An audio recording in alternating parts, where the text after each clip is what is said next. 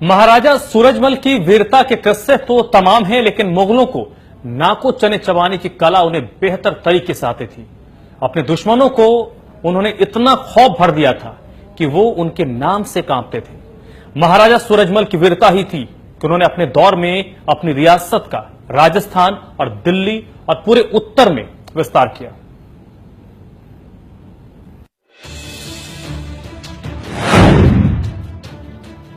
जिसके नाम से दुश्मन कांप जाते थे, महाराजा की दहाड़ से कांप गए थे मुगल। मुगलों के आक्रमण का दिया मुंहतोड़ जवाब। मुगल हो, मराठा हो या राजपूत शासक या फिर अंग्रेज हुक्मरान, अगर दिल्ली पर किसी को राज करना था या मध्य भारत से किसी को गुजरना था तो सूरजमल ऐसे राजा थे जिनके इजाजत के बिना कोई परिंदा भी पैर नहीं मार सकता था। सूरजमल ने ऐसे कई अजय दुर्ग बनाए, जिसमें से लोहागढ़ किला एक ऐसा किला है जो आज तक अजय है, जिस पर कोई जीत हासिल नहीं कर सका।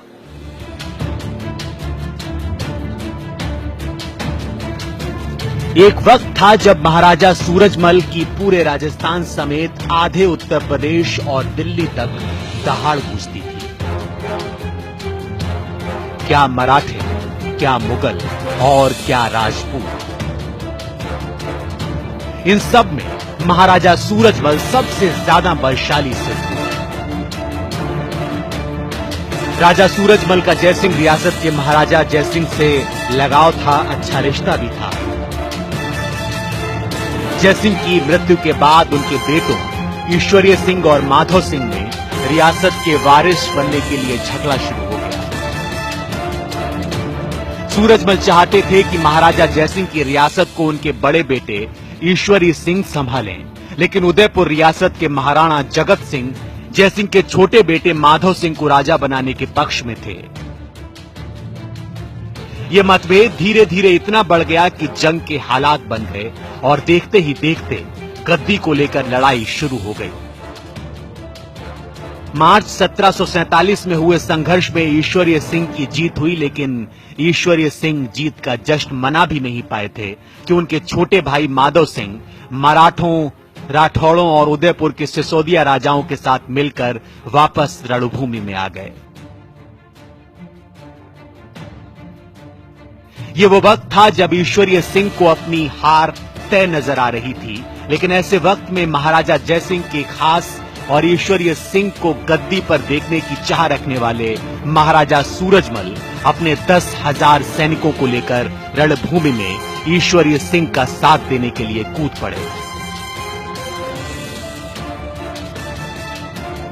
घनघोर जंग हुई, दोनों तरफ से लाशें गिरी, लेकिन जंग में जीत हुई ईश्वरीय सिंह की, क्योंकि उनके साथ महाराणा सूरजमल का बाहुबल था। इस विजय के बाद ईश्वरीय सिंह को जयपुर का राजपाट मिल गया, लेकिन इस जीत ने महाराजा सूरजमल की ख्याति को दिन दूना रात चौगुना बढ़ाया, क्योंकि जहां माधव सिंह के साथ बड़े बड़े योद्धा राजवंश थे, वहीं ईश्वरीय सिंह के साथ अकेले सूरजमल। फिर भी जीत उनके पक्ष की हुई थी और इस जीत के बाद उनका डंका पूरे भारतवर्ष में बजने लगा। पुलिस स्टेट एक ऐसा हुआ है जो ब्राह्मण और गौओं की रक्षा के लिए हरदम तत्पर रहा है और उन्होंने अपना इतिहास बनाया है। इतिहासों में ये सारी कहानियां आज तक हमारे बच्चे पढ़ते हैं और सुनते हैं। बुजुर्ग लोग जो सुनाते हैं उनको हमारे सूरजमल ने जो जो कार्य किए हैं, वो ब्रजमंडल के सारे घाट, काफी मंदिर सब उन्होंने बनाए हैं और उन्होंने तीर्थ स्थापित किए हैं। आज भी उन तीर्थों पर भगवान की सेवा अर्चना पूजा होती है, जमुना गंगा की मान्यता होती है। ऐसे राजा महाराजा अब कोई नहीं। अब महाराज सूरजमल भरतपुर के संस्थापक थे और उन्होंने अपने शौर्य का डंका पूरे हिंदुस्तान में बजाया था, जिससे कि सभी लोग परिचित थे।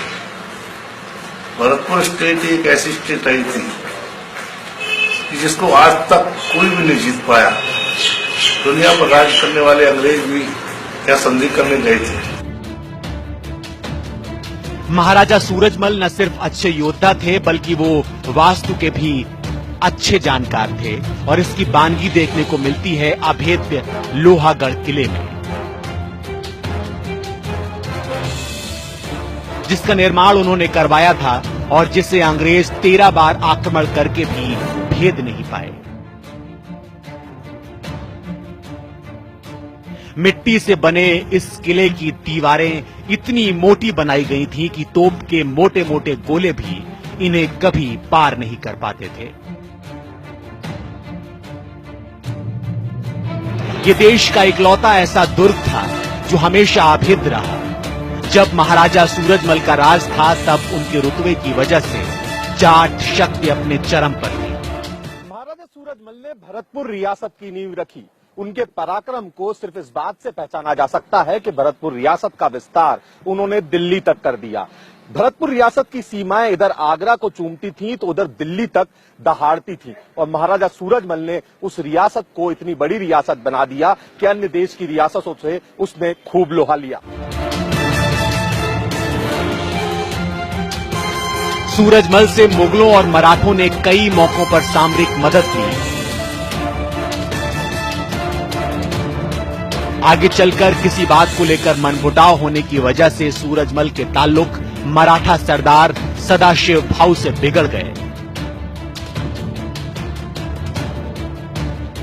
बात पानीपत के तीसरे युद्ध की है जब मराठों का संघर्ष अहमद शाह अब्दाली से हुआ था। इस युद्ध में हजारों मराठा योद्धा मारे गए। मराठों के पास रसद सामग्री भी खत्म हो चुकी थी। उस वक्त कहते हैं कि अगर मराठों के ताल्लुक सूरजमल से खराब न हुए होते तो इस युद्ध में उनकी हालत ये न होती। लेकिन बावजूद इसके उस वक्त का एक किस्सा मशहूर है।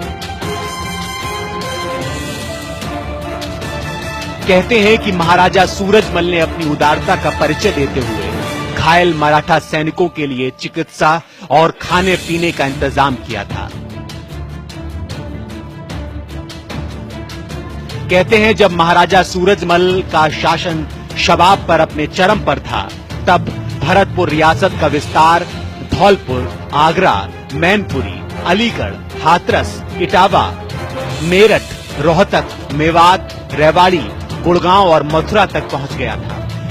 जिन्होंने आगरा व दिल्ली की नाक के नीचे भरतपुर में एक अलग व स्वतंत्र रियासत की स्थापना की, उन्होंने उसका विस्तार भरतपुर से लेकर धौलपुर, अलीगढ़, एटा, मैनपुरी, सिकोहाबाद, अलीगढ़, बुलंदशहर, मेरठ, सहारनपुर, रोहतक, बहादुरगढ़, अलवर, रेवाड़ी, गुड़गांव व निमराना और मेवात के अधिकतर क्षेत्र पर कब्जा कर लिया था।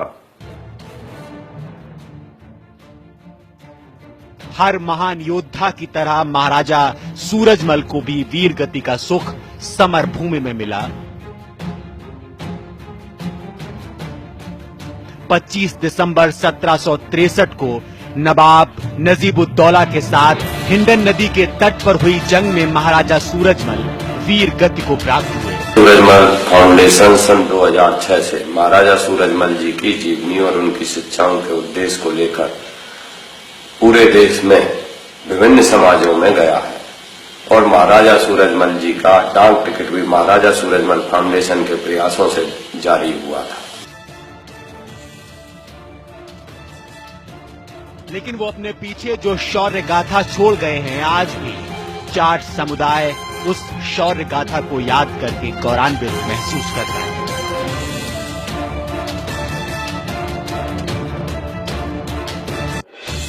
भरतपुर से अभिमन्यु सिंह, इंडिया न्यूज, राजस्थान। हमारे इस खास पेशकश में अभी बस इतना ही।